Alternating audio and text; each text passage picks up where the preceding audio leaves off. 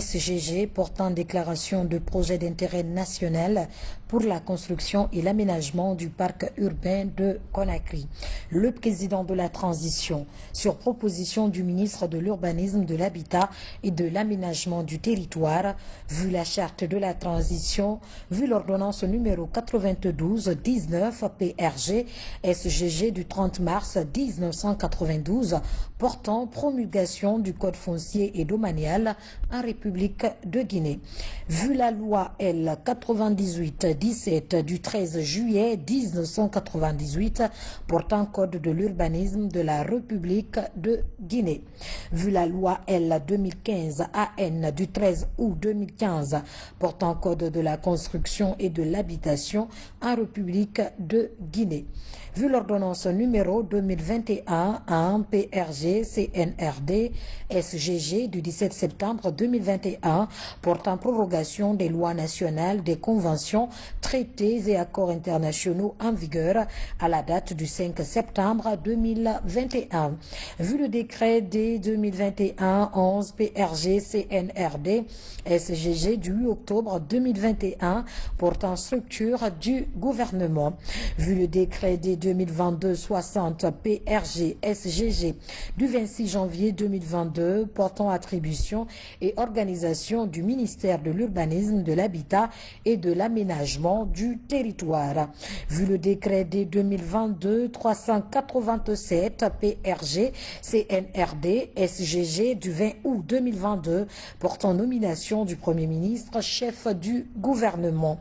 Vu le décret D 2022-388 PRG CNRD SGG du 20 août 2022 portant remaniement partiel du gouvernement. Vu le communiqué numéro 1 du Comité national de rassemblement pour le développement CNRD du 5 septembre 2021 portant prise effective du pouvoir par les forces de défense et de sécurité. Décrète.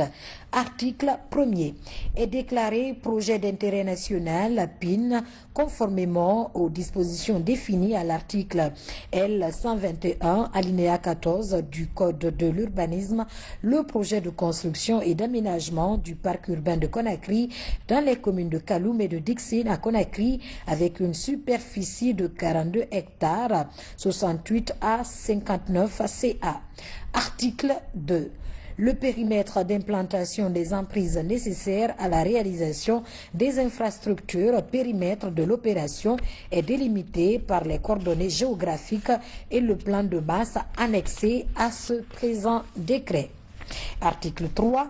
Après approbation des études techniques, environnementales et sociales requises, le tracé définitif fera l'objet d'un décret de déclaration d'utilité publique publié au journal officiel de la République avant d'être mis à la disposition des collectivités et populations situées dans le dit périmètre.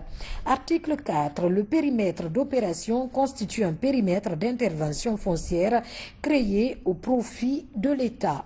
À ce titre, l'État dispose à l'intérieur de ce périmètre d'un droit de préemption sur tout immeuble bâti ou non bâti faisant l'objet d'une aliénation volontaire à titre onéreux sous quelque forme que ce soit.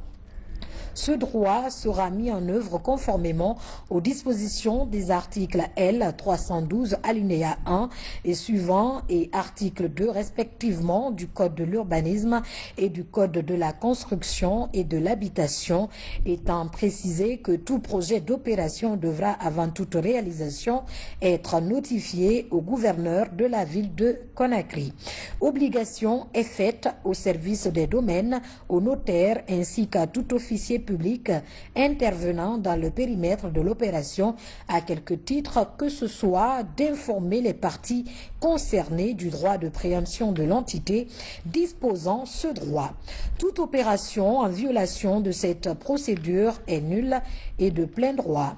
Les immeubles nécessaires à la réalisation des infrastructures de projet ou acquis par l'État en application du présent article ou de toute autre manière pourront faire l'objet de réserves foncières foncières et ne pourront être cédés sauf s'ils sont nécessaires à la réalisation des infrastructures du projet. Article 5. Toute nouvelle occupation, transaction ou cession de terrain bâti ou non bâti situé dans le périmètre d'opération par des tiers sont interdites. Article 6. La durée de validité du présent projet d'intérêt national est de 3 ans, renouvelable une seule fois, et ce à compter de sa date de signature. Article 7. En vue de l'acquisition exclusive au compte de l'État des immeubles et droits immobiliers situés ou détenus à l'intérieur du périmètre d'opération, une procédure d'expropriation pour cause d'utilité publique sera enclenchée conformément à la loi. Article 8. La société de réalisation des infrastructures et ses contractants sont autorisés à accéder à tout terrain compris dans le périmètre d'opération et à les occuper afin de réaliser les études et travaux nécessaires ou utiles à la réalisation des infrastructures. Dans tous les cas, la société de réalisation des infrastructures aura priorité absolue sur toute autre société de réalisation des infrastructures pour ce qui concerne l'accès et l'occupation des terrains situés à l'intérieur du périmètre d'opération conformément aux dispositions du Code de l'urbanisme, du Code de la construction et de l'habitation et du Code foncier et domanial. Les autorités compétentes, y compris les services déconcentrés, sont chargées de faciliter et coordonner cet accès. Article 9. Les autorités compétentes veilleront à ce que, sous réserve et conditions prévues par les lois et le présent décret, les propriétaires de terrains et exploitants d'activités réalisées conformément aux lois et règlements au jour de la publication du présent décret prennent les dispositions nécessaires pour permettre à la société de réalisation des infrastructures et ses contractants de réaliser les études et travaux visés à l'alinéa 1er du présent article. Les modalités et les conditions de mise à disposition de cette zone seront définies de commun accord dans une convention entre l'État guinéen et la société de réalisation des infrastructures. Article 10.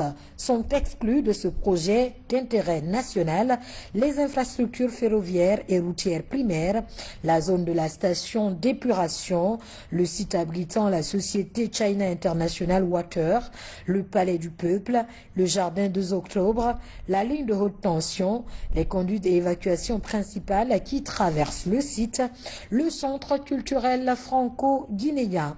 Article 11. Les ministres de l'urbanisme, de l'habitat et de l'aménagement du territoire, de l'économie, des finances et du plan, des infrastructures et des transports, de l'environnement et du développement durable, de la défense, de la sécurité et de la protection civile, de la culture, du tourisme et de l'artisanat sont chargés chacun en ce qui le concerne de l'application du présent décret. Article 12. Le présent décret qui abroge toutes dispositions antérieures contraires sera enregistré et publié au journal officiel de la République. Conakry le 17 septembre 2022, signé le colonel Mamadi Doumbouya.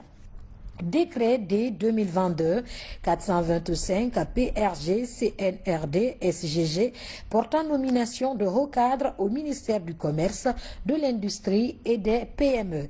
Le président de la transition, vu la charte de la transition, décrète, article 1er, les cadres dont les prénoms et noms suivent sont nommés inspecteurs régionaux de commerce, de l'industrie et des PME. Inspecteur régional du commerce, de l'industrie et des PME de Conakry, M. Sekou Bakari Kamara, matricule 277 655 M, juriste. Inspecteur régional du commerce, industrie et des PME de Kindia, M. Mamadi Antenen Kamara, matricule 320 269 Z, en service à la division des ressources humaines au ministère du commerce, de l'industrie et des petites et moyennes entreprises. Inspecteur régional du commerce, de l'industrie et des PME de Bokeh, M. Cheikh Tidiane Djane, gestionnaire. Inspectrice régionale du commerce, de l'industrie et des PME de Mamou, Madame Alimatou Chérif Sow, matricule 312 276 B, en poste au service de modernisation des systèmes d'information. Inspecteur régional du commerce, de l'industrie et des PME de la baie, M. Idrissa Kamara, matricule 184 740 THA.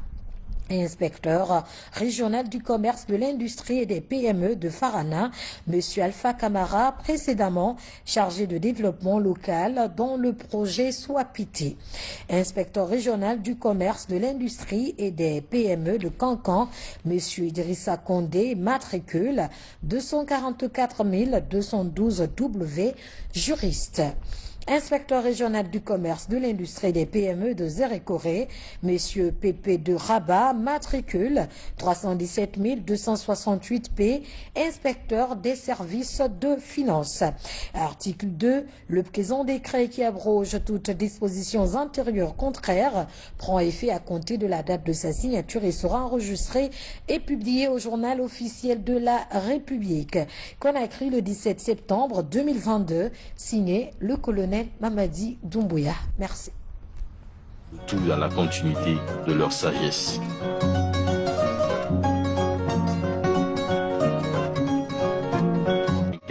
Cet hommage est un moyen de puiser de la force à travers leur grandeur, leur sacrifice et leur combat. Le but est